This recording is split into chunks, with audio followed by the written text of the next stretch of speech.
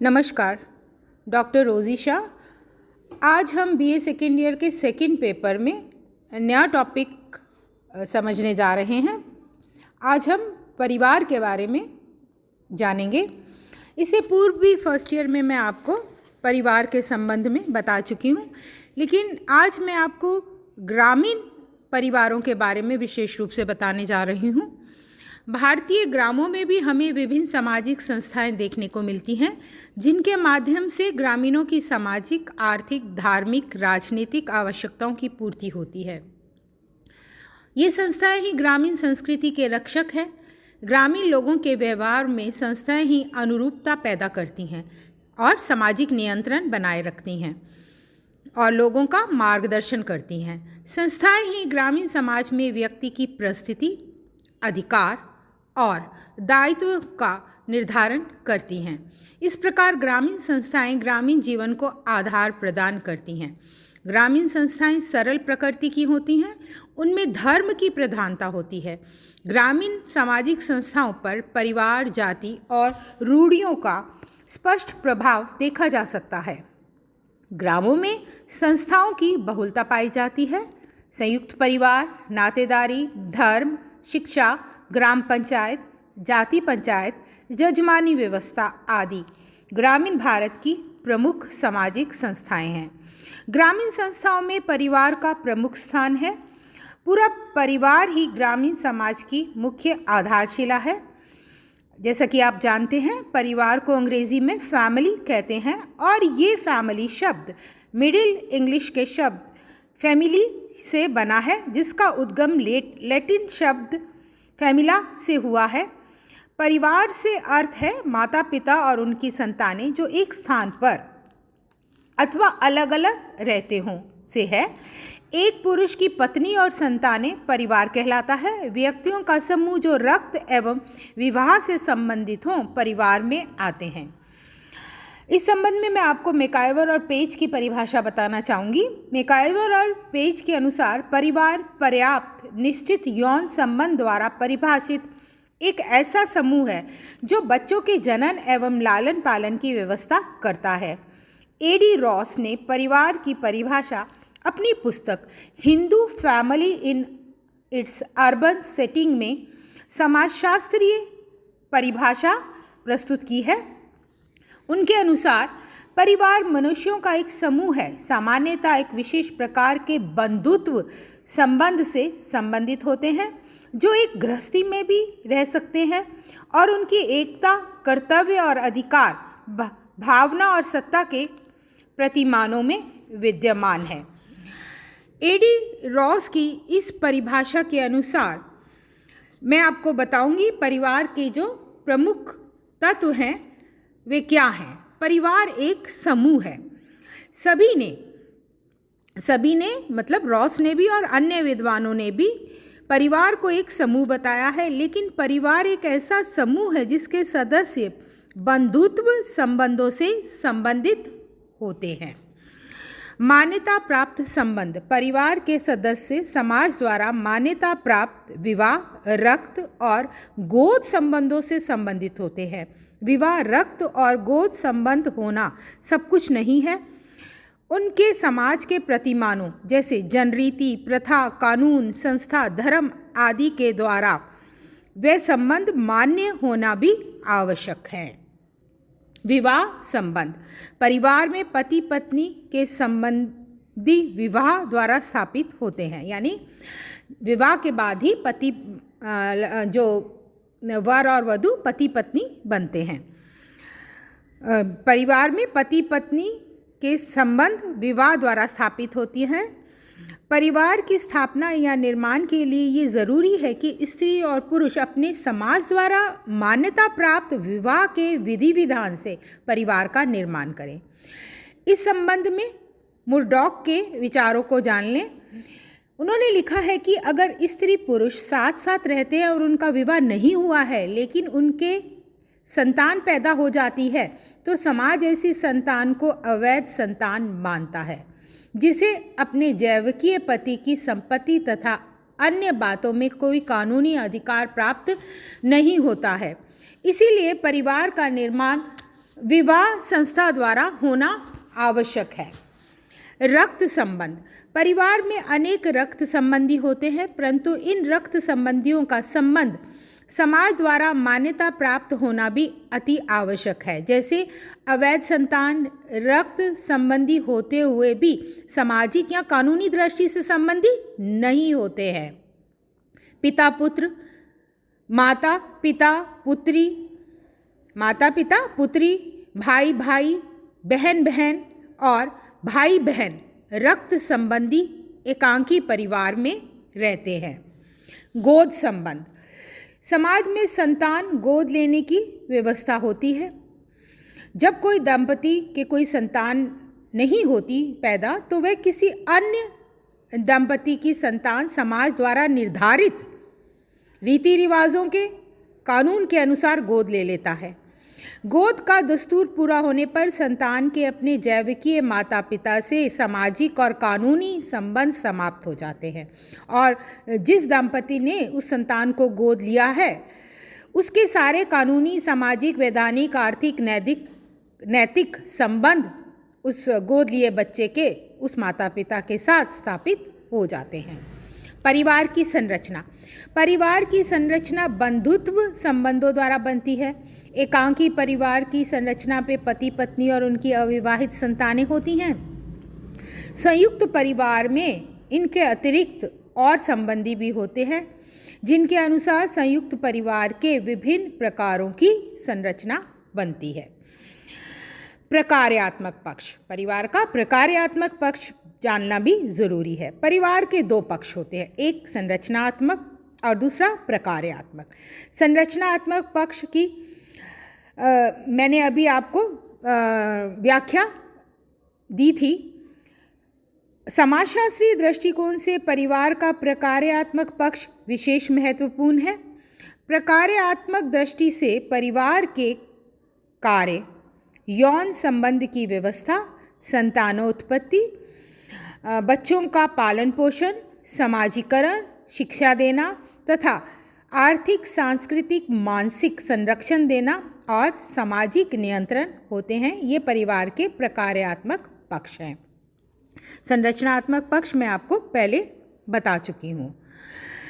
संक्षेप में परिवार व्यक्तियों का समूह है जो विशिष्ट बंधुत्व संबंधी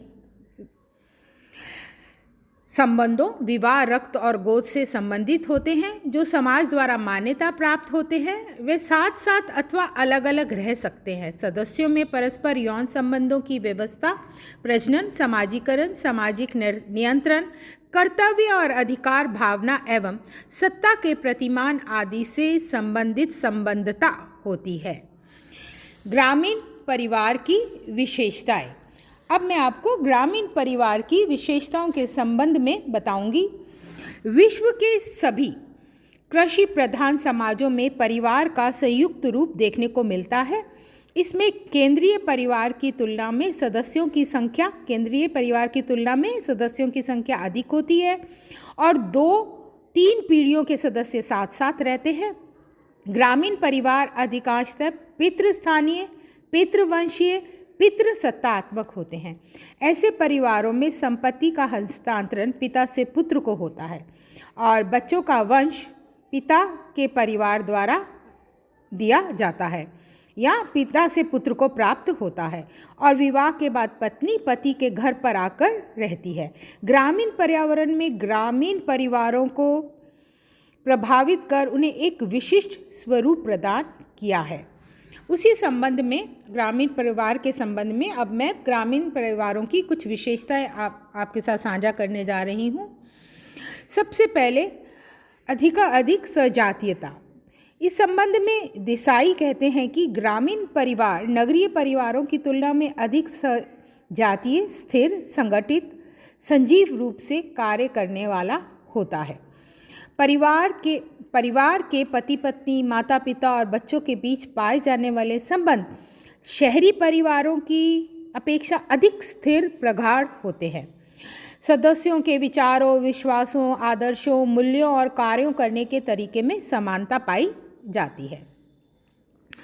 संयुक्त परिवार की प्रधानता।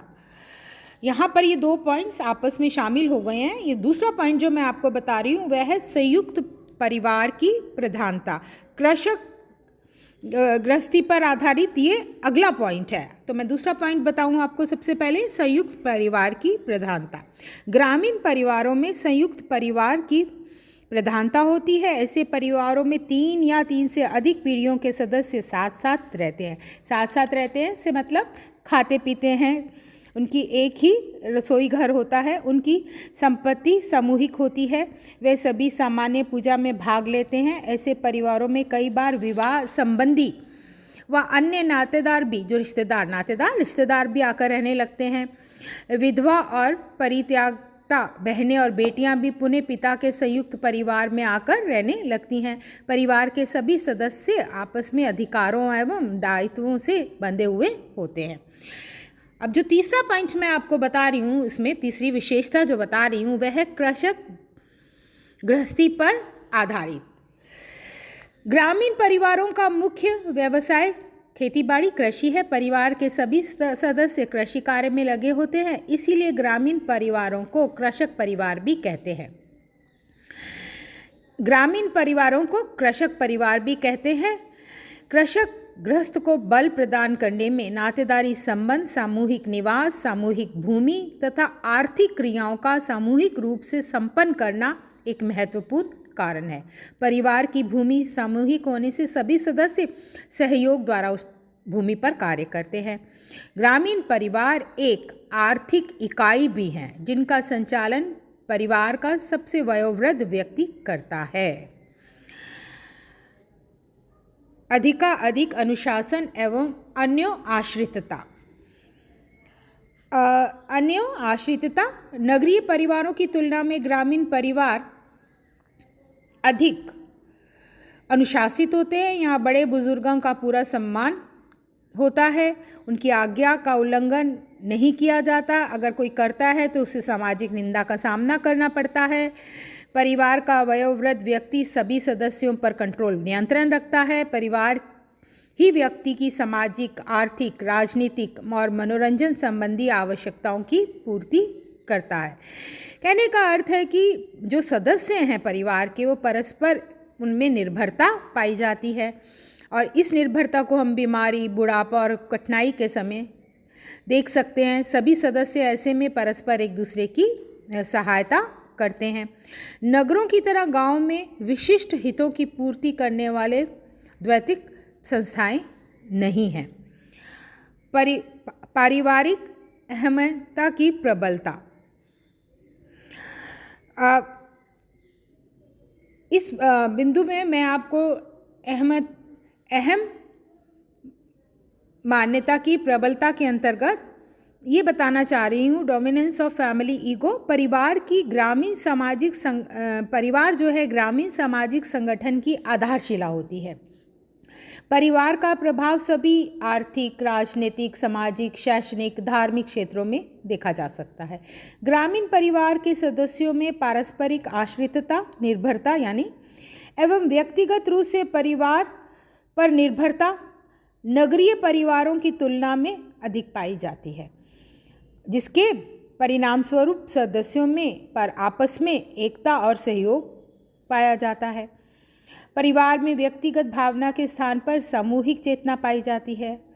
परिवार के गौरव को व्यक्ति अपना गौरव समझता है।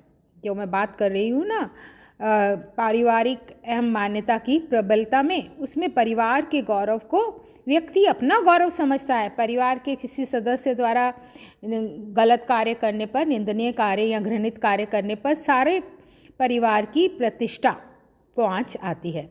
इस प्रकार से परिवार के किसी सदस्य द्वारा कोई प्रशंसनीय कार्य करने पर परिवार की प्रतिष्ठा बढ़ती है।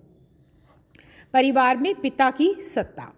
ग्रामीण परिवार अधिक संगठित, अनुशासित होते हैं, क्योंकि परिवार के मुखिया का सदस्यों पर बहुत नियंत्रण होता है। एक प्रकार से उनके परिवार में निरंकुश सत्ता होती है। परिवार का मुखिया पिता अथवा अन्य कोई वयोवृद्ध पुरुष होता है। वही परिवार में आयु व लिंग के आधार पर श्रम का यानी कार्यों का विभाजन करता है। परिवार के सदस्यों के विवाह का प्रबंध, भरण पोषण, शिक्षा, संपत्ति की देखरेख आदि सभी कार्यों का भार उसी वयोवृद्ध या मुखिया पर होता है। गांव पंचायत और जाति पंचायत में मुखिया ही परिवार का प्रतिनिधित्व भी करता है।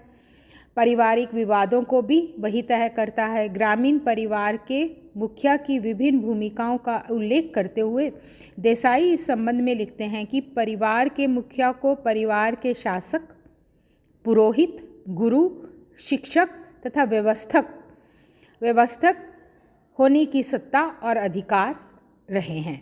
विभिन्न कार्यों में घनिष्ठ सहभागिता। ग्रामीण परिवार के सदस्य कृषि कार्य अथवा कुटीर व्यवसाय में आपस में सहयोग करते हैं। प्रत्येक दिन को वह व्यवहारिक रूप में साथ साथ व्यतीत करते हैं। हर व्यक्ति अपनी क्षमता योग्यता के अनुसार कार्य को पूर्ण करने में अपना योगदान देता है। और इसके विपरीत नगरीय परिवार के सदस्य विभिन्न व्यवसाय में लगे होने के कारण, अलग अलग व्यवसायों में विभिन्न व्यवसाय में लगे होने के कारण अधिकांश समय घर से बाहर ही रहते हैं और बहुत ही कम समय के लिए परिवार के सभी सदस्य साथ साथ रहते हैं। उनके लिए तो परिवार रात्रि विश्राम स्थल ही है। अपनी नेक्स्ट क्लास में मैं आपको ग्रामीण परिवारवाद के संबंध में और ग्रामीण संयुक्त परिवार के संबंध में बताने जा रही हूँ। धन्यवाद।